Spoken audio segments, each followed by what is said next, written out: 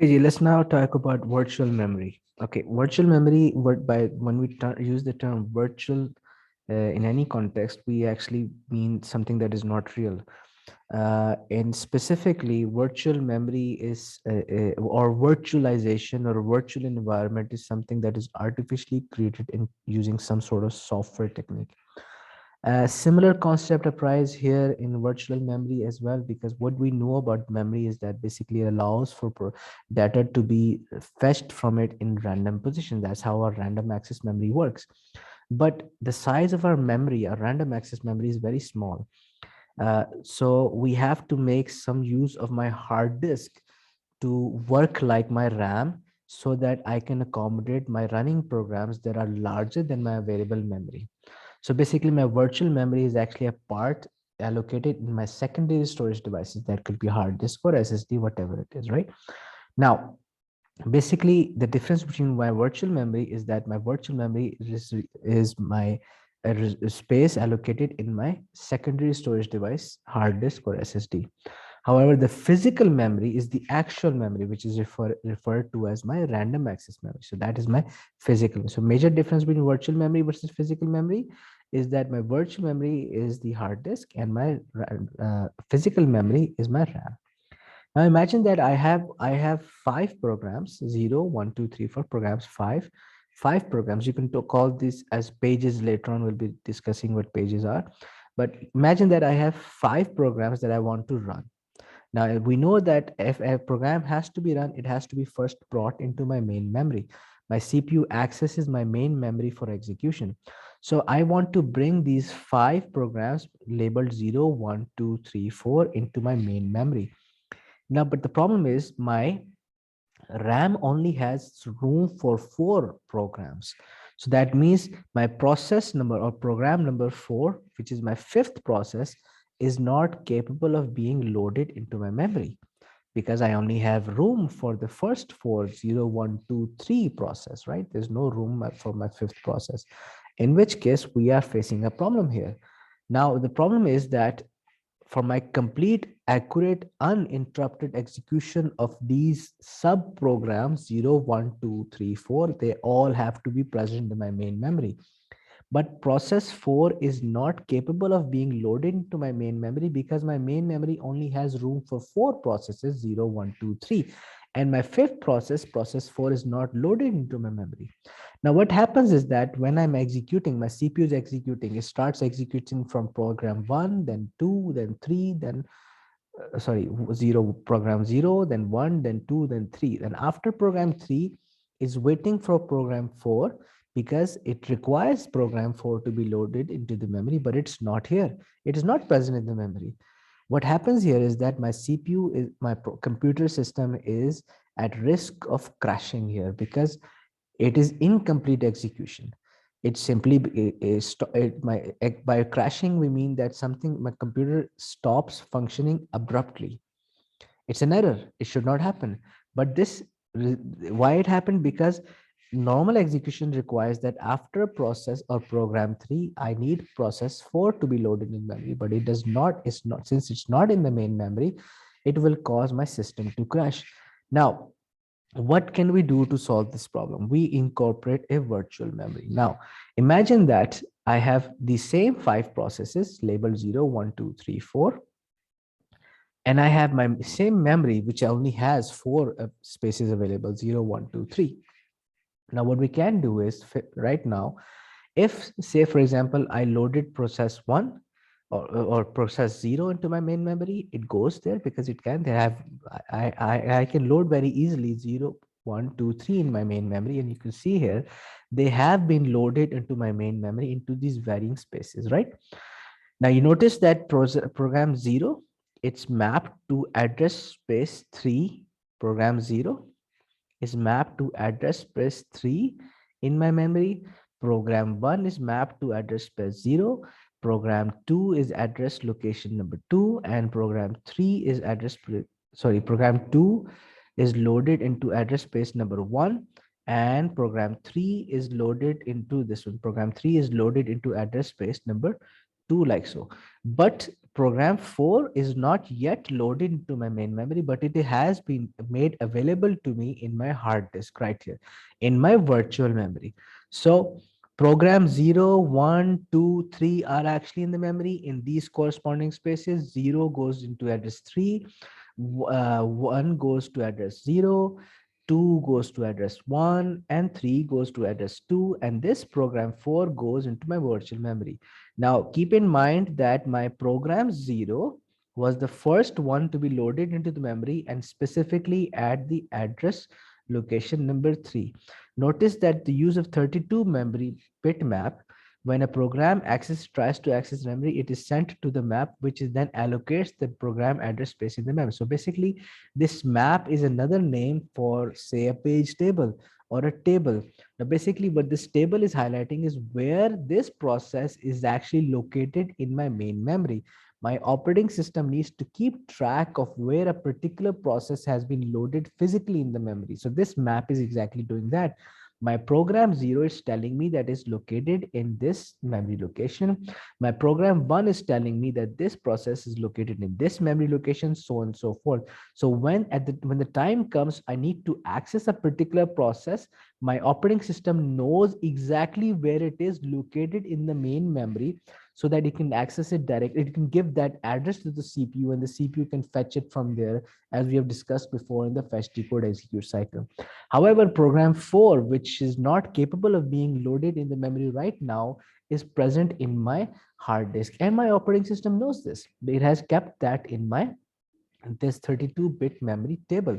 This table, this map, it has this information that where is process 4 right now. It's not in the main memory, it is located in the hard disk. So this is the initial stage. Now what happens here is that, now again, just to remind you, that process 0, this one located in address location number 13, right now it is the oldest process because it was loaded into the memory first.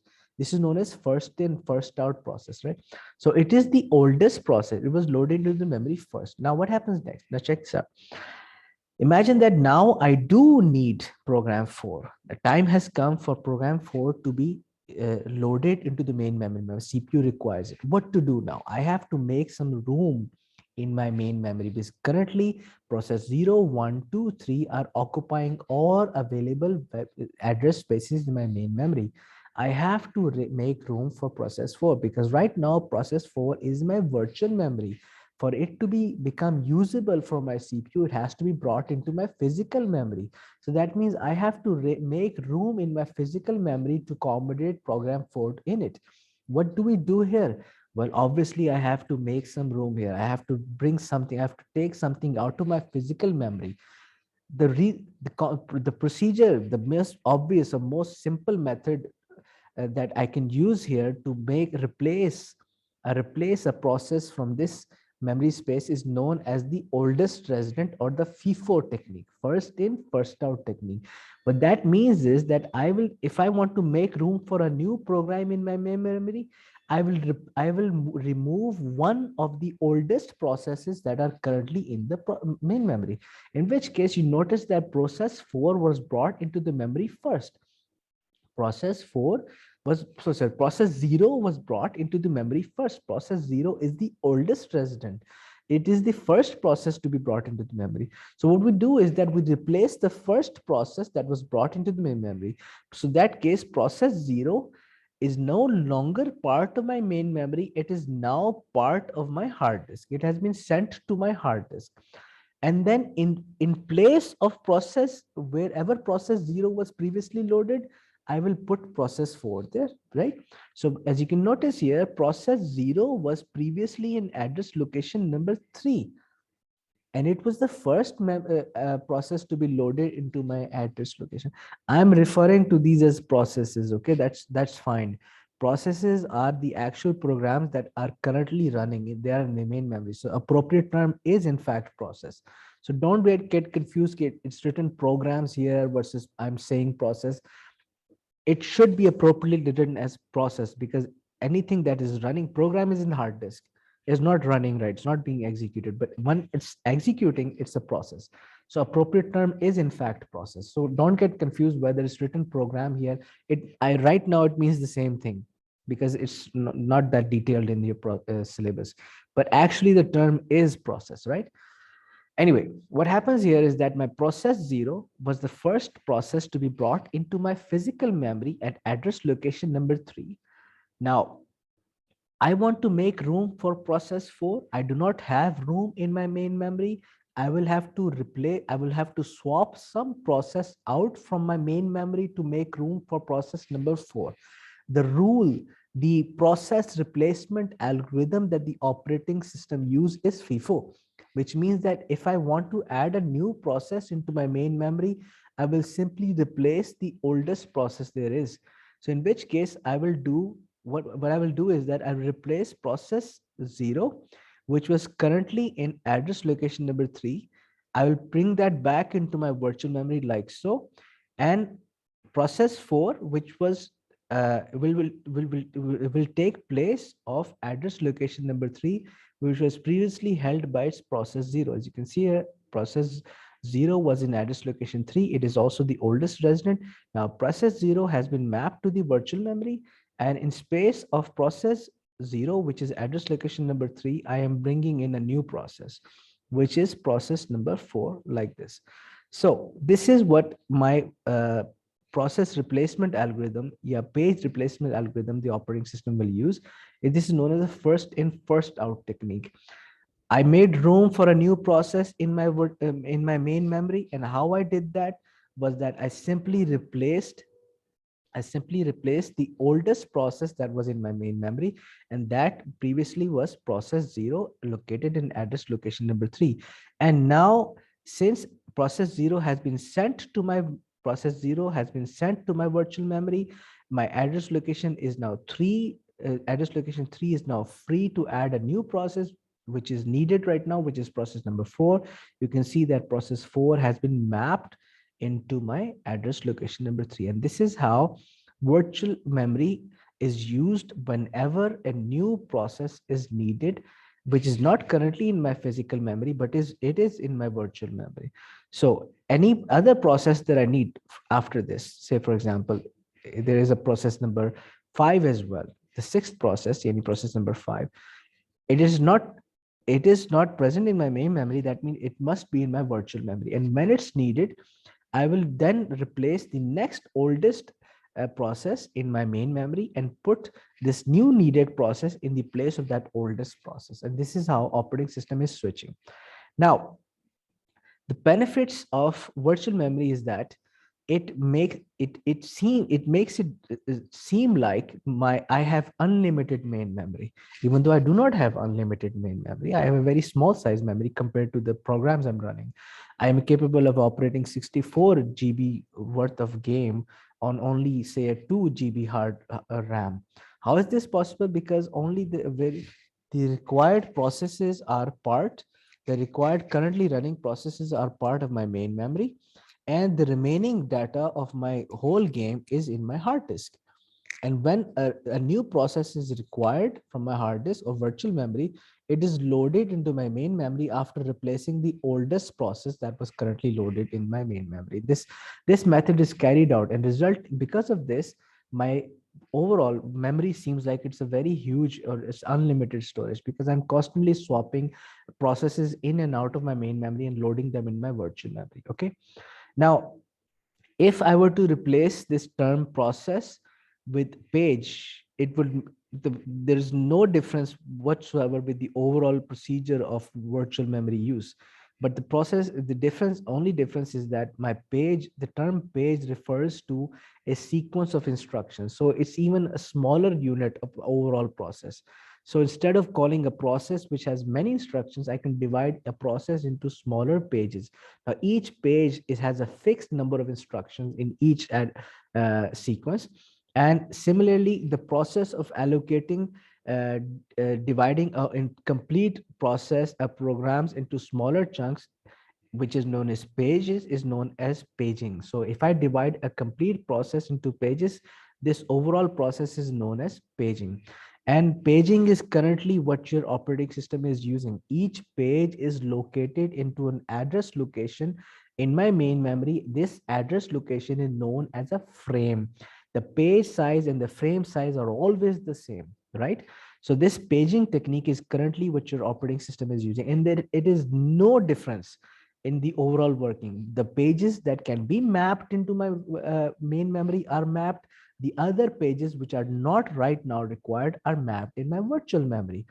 And whenever a page that is not currently in my main memory is needed, which is, by the way, is known as a page fault, that a page is required, it is not in my physical memory, it is in my virtual memory, then I use some sort of page replacement algorithm, for example, FIFO, to replace a page that is currently in my what you call it, physical memory, with a page that is not in my physical memory but is needed right now. So I swap these two pages. The older pages come, the oldest page in my physical memory enters my virtual memory, and the page that I require right now goes from a physical memory into the space that has just been emptied. And this is how page replacement algorithm takes place while your computer is running. Now, main benefits of your virtual memory is that programs can be larger than the physical memory, and they always are, and they still be executed. There is no need to waste money with data that isn't memory with data that is not being used, and it is possibly during error handling, for example. It reduces the need to buy and install more expensive RAM, although, as mentioned earlier, there are limits to the value of to the value of doing this. So basically, it overall it seems like you have an unlimited memory, even though you don't. So what it really means is that you are capable of running programs which are larger than your actual memory available, right? The parts that are currently running are in your physical memory, and the other parts, the other pages that are not running right now, are in my virtual memory. And when the time comes for them to run, they will be swapped into my physical memory, and room will be made before that, and only processes that are older will be swapped out to my virtual memory. Okay, now let's understand what the process of disk thrashing is. Actually, it should be thrashing. This is disk thrashing. Now imagine that I have two pages regarding my related to my word processor, right? Now word processing requires, in this particular example, say it makes use of two pages, right? Page one is allowing users to enter text and alter text. So you basically, if you're just typing, and the page associated for just typing or entering text is page one. But if you want to change the color of the font that you're using, the type, font family, so on and so forth, you will require another page, which is page two. Now imagine that my memory uh, has only room for one page. So in this case, I can load my immediately needed page right now. Okay, I only have one room. I have room in for one page. I immediately load the immediately needed page, which is page one, in my main memory. And I start working, I start typing, right? While typing, I realize that I think I should change the font a bit, in which case I will need page two. I don't have any room in my memory. I have to make room for new page for page two. So let's just say that this time around, my operating system makes a algorithm known as LIFO for my page replacement algorithm. LIFO means last in, first out. So in which case, the page that has to go from my physical memory, that has to be taken out from my physical memory, is the page that entered last. In which case, that is page one, my word processing page one. I remove page one from my main memory, put it into my virtual memory, and bring page two, which is my formatting page, in place of page one. I format my document, I change my font color, I change the font family, I change the bold, italicize, the size, whatever. I change it all. Now I want to start typing again, in which case I need page one back in my main memory. I do not have any room in my memory.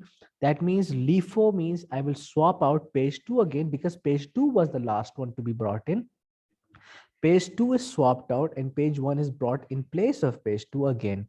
Now I start typing again, and then I realize that I maybe should change the format again, because it's a paragraph, it's a heading, whatever it is.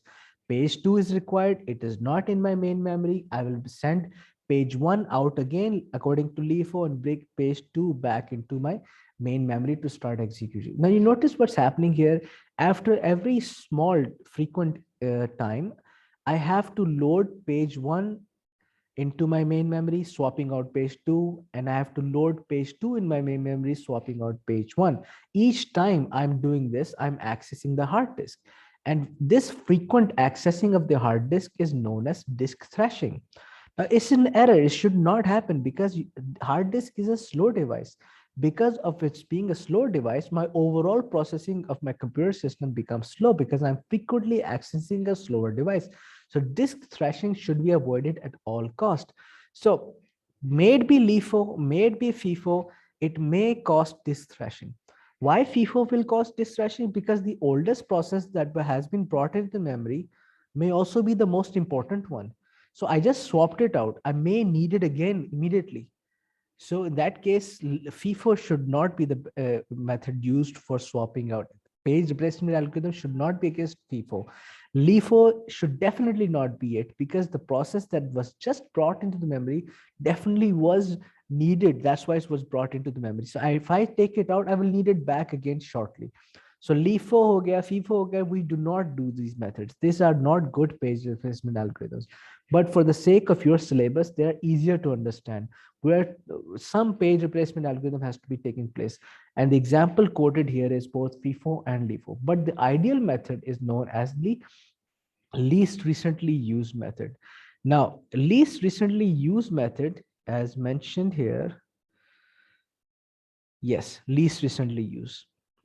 Least recently used method is that if I'm replacing a page from my physical memory and swapping it out to my virtual memory, the decision that I take or the decision that operating system takes with respect to this page replacement algorithm should be based on which page is in my main memory, is in my physical memory that hasn't been used for a very long time.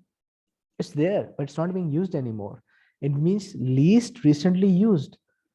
So the page that has been used least recently, that means it hasn't been used recently.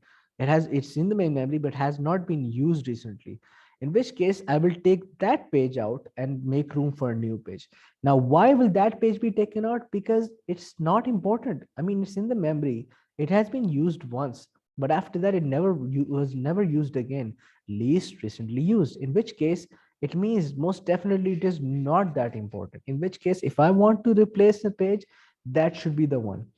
Because of this slight change, small change in page replacement algorithm, my overall processing can be improved. My overall process, the overall requirement of disk thrashing can be reduced.